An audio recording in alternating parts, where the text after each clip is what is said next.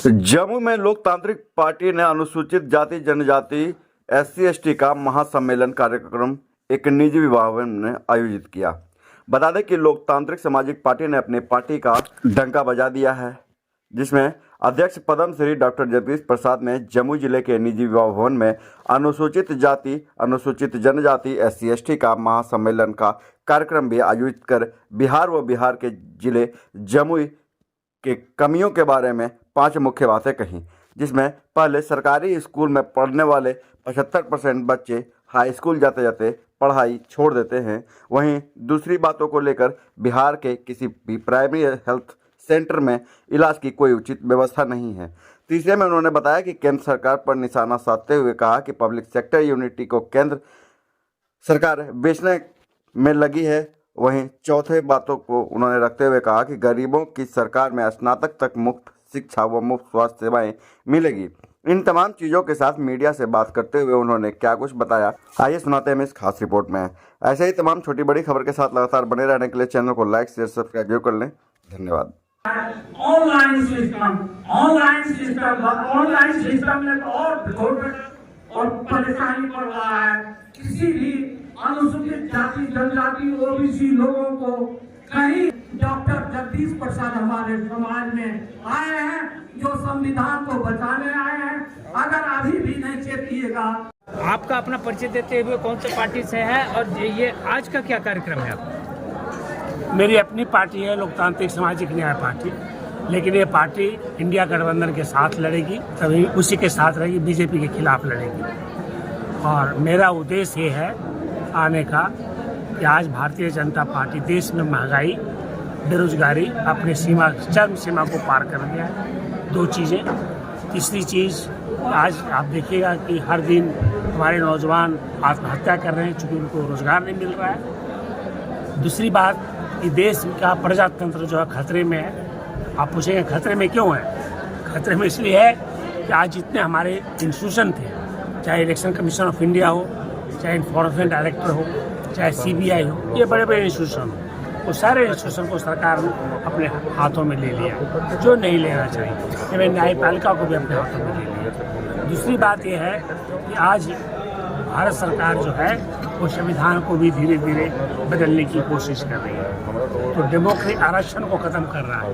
ये देश की संपत्ति को बेचने पर लगे हुए हैं। आपको बता दें कि इंडियन ऑर्डिनेंस फैक्ट्री जिस डिफेंस का सामान हम लोग बनाते थे, वो सामान अब अदानी बनाते हैं और अदानी से हमें खरीदना पड़ेगा। देश को अपना सेना को बचाने के लिए अपना खुद खरीदना पड़ेगा। हमारा देश का सामान हम खुद अदानी से करते हैं। ये कहाँ की न्याय? कम से कम इसको तो हम बनाएं। तो इस तरह की बातें भारतीय जनता पार्टी की सरकार कर रही है। ये जो भारतीय जनता पार्टी के लोग हैं, जो कुछ लोग ऐसे हैं जो भारतीय जनता पार्टी के साथ हैं और हमारे मोदी जी के अंधभक्त हैं, उन अंधभक्तों को कहना चाहता हूँ कि आप क्या चाहते हैं कि प्रजातंत्र खत्म हो जाए? क्या आप चाहते हैं कि हमारे देश में बिल्कुल स्वतंत्रता खत्म हो जाए? आपका मीडिया बंद हो जाए? आज मीडिया नहीं बोल पा रहा है। आज NDTV बोलता तो वो भी बंद हो गया, वो भी क्रिटिसाइज नहीं कर सकता। वही बात कर सकता है जो दिखाना चाहता है। आज हम लोग TV देखना बंद कर दिए। क्यों? इसलिए कि उसकी बात करते हैं मोदी का। मीडिया का नाम हो गया गोदी मीडिया। आप सोचिए, ऐसा आज तक देश में हुआ जो आज हो रहा है। आज देश में बोलने की स्वतंत्रता नहीं है। ऐसा कभी नहीं हुआ हमारे देश में जो आज हो रहा है। आज आप देखिए मनरेगा में लोगों को काम मिलता था। आज अगर 11 लाख करोड़ रुपया इन्होंने गरीबों को अमीरों को माफ़ कर दिया और उसी समय इन्होंने कहा था किसानों की आमदनी को दुगनी कर देंगे। किसानों का कोई डिमांड नहीं है। एक MSP है कि मिनिमम सपोर्ट आप दीजिए, पे धान का चाहे गेहूँ का, वो भी देने में इनको हेजिटेशन है। आप एक तरफ कॉर्पोरेट को आप पैसा माफ़ कर रहे हैं, दूसरे तरफ किसान को आपने कहा था कि आमदनी को दुगना कर देंगे। आप किसान से बात करने के लिए तैयार नहीं है। और तो और मैंने ये भी सुना है कि किसान इंश्योरेंस पर किसान को पैसा नहीं मिला और इंश्योरेंस में हमारा 34,000 करोड़ रुपया इंश्योरेंस वाले को फायदा हो। अब बताइए कि किस तरह की नीति बना रहे हैं। दोबारा से किसान सड़क पर है और फिर मौतें होना भी शुरू हो गई। पहला तो जो वो तो हर दिन 2 किसान मर रहे हैं। वो तो उनको हमारे भारतीय जनता पार्टी को, चाहे हमारे जो बोलते हैं कि मोदी की गारंटी का जो आप देखिएगा एडवर्टाइजमेंट, क्या चाहिए गारंटी भाई? क्या चीज की गारंटी दे रहे हैं? क्या हमारे नौजवानों को नौकरी दे दिया आपने? क्या महंगाई कम कर दिया? क्या 15 लाख रुपए दे दिया? क्या काला धन ले आया? क्या चीज की गारंटी देते हैं? क्या आज हमारे लोग क्या शौचालय बाहर नहीं जा रहे हैं? क्या आज हमारा रेलवे ट्रैक में जो मल गिरता है उसको कौन साफ करता है? हमारे लोग साफ करते हैं, हाथ से साफ करते हैं। एक तरफ बात करते हैं कि हम विश्व का विश्व गुरु बनने जा रहे हैं, और दूसरी तरफ आपके ही लोग रेलवे ट्रैक पर लाखों मैट्रिक टन मल गिरता है और उसको हाथ से सफाई करते हैं। क्या विश्व गुरु बनने जा रहे हैं? जहाँ पर 20% बच्चे कुपोषण से, नहीं खाने मिलने से हमारे 5 साल के पहले उनकी मृत्यु हो जाती है। तो कैसा विश्व गुरु? किस चीज का विकास? बोलते हैं अमृत काल में जा रहे हैं। क्या अमृत काल है? कह रहे हैं उद्योगवाद अपनी काशी, तो गलत कह रहे हैं। वही तो कह रहे हैं, आप प्राण प्रतिष्ठा एक मूर्ति में देने जा रहे हैं। और अगर प्राण प्रतिष्ठा देना है तो हमारे बच्चों को दीजिए, हमारे गर्भवती माँ को दीजिए अच्छा खाना, ताकि बच्चा जो पैदा हो वो स्वस्थ पैदा हो और उनका कोई बीमारी नहीं हो। उसमें प्राण प्रतिष्ठा दीजिए, उसमें पैसा खर्चा करिए आप लोग। लेकिन इनकी सोच ये है कि गरीब लोग गरीब बना रहे और उनको सोचने की शक्ति को खत्म कर दिया जाए और हम उनका वोट ले लें और वोट लेकर के इस देश पर राज करें और प्रजातंत्र को खत्म कर दें, संविधान को खत्म कर दें, आरक्षण को खत्म कर दें। क्या इस बार विपक्ष एकजुट जिस तरह से न्याय यात्रा के साथ राहुल गांधी विपक्ष को बोलना चाहता हूँ कि देखो भाई, अपने पार्टी को बचाने के चक्कर में मत रहो, आज देश को बचाना है।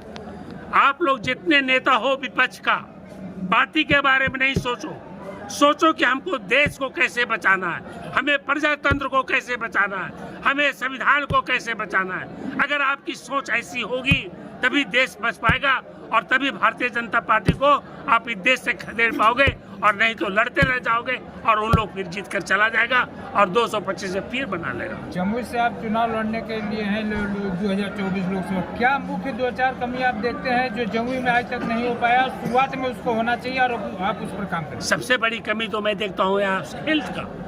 हर आदमी, हड्डी टूट जाता है प्राइवेट, सीने में दर्द होता है प्राइवेट, कोई भी थोड़ा सा तकलीफ होता है प्राइवेट। क्यों? ये क्या कर रही सरकार? 78 साल से क्या कर रही है? गरीब आदमी क्या पैसा खर्च करेगा? हड्डी टूट जाएगा तो कहाँ से पैसा लाएगा?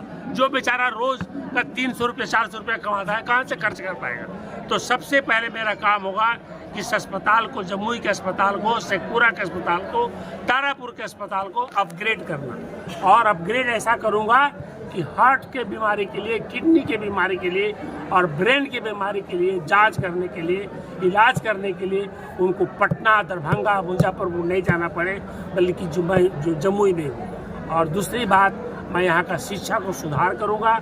हर प्रखंड में मेरी इच्छा है कि हर प्रखंड में एक नवोदय विद्यालय लड़कों लड़कियों के लिए खोलूँगा, ताकि गरीब के बच्चे उसमें पढ़ करके अब वो भी अफसर बन सके। एक मजदूर, अब मैं नहीं चाहता कि मजदूर का बेटा मजदूरी बने, उसको मुझे खत्म करना, उस सिस्टम को खत्म करना। क्या लगता है इस बार और नौजवानों को, हर नौजवानों को कोई ना कोई रोजगार मिले।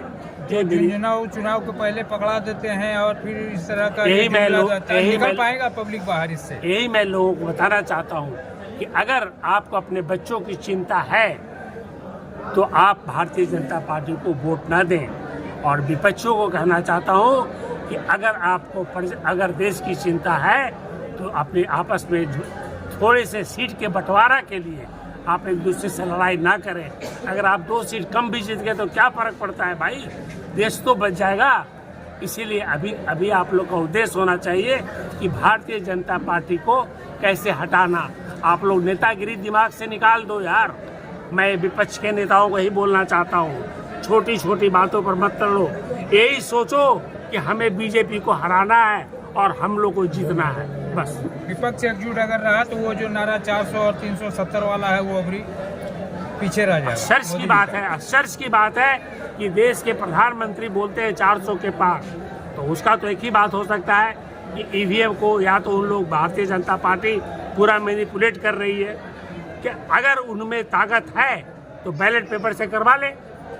अगर भारतीय जनता पार्टी में ताकत है, बोलते हैं कि हमारे साथ जनता साफ है, तो बैलेट पेपर से करा ले। मैं तो सारे एमपी को बोलता हूँ जो ओबीसी के हैं, एससी एसटी के हैं, कि अरे भैया अगर नहीं मानते हैं बात प्यार से तो जन आंदोलन करा दो। जन आंदोलन करा दोगे, सरकार को मानना पड़ेगा। सड़क से ही समस्या का हल होगा, काहे कि सदन में कुछ बोलते हैं तो बाहर कर देता है सब सांसद। जब तक जन आंदोलन नहीं होगा, ये बैलेट पेपर से वोटिंग कराने वाले नहीं हैं। और यह हर बैलेट पेपर का, हर ईवीएम मशीन का जांच हो।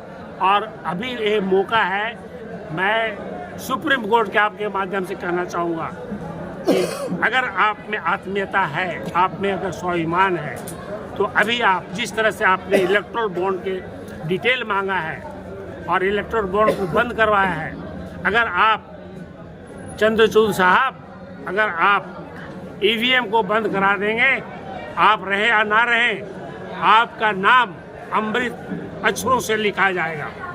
एक बार अपना परिचय अपने से थोड़ा सा भेजना पड़ता है। चलिए, मैं डॉक्टर जगदीश प्रसाद हूँ, मैं हार्ट सर्जन हूँ। भारत सरकार में मैं डायरेक्टर जनरल हेल्थ सर्विस रहा, college medical college Bardhaman Mahavir medical college, Safdarjung अस्पताल का डायरेक्टर और प्रिंसिपल रहा।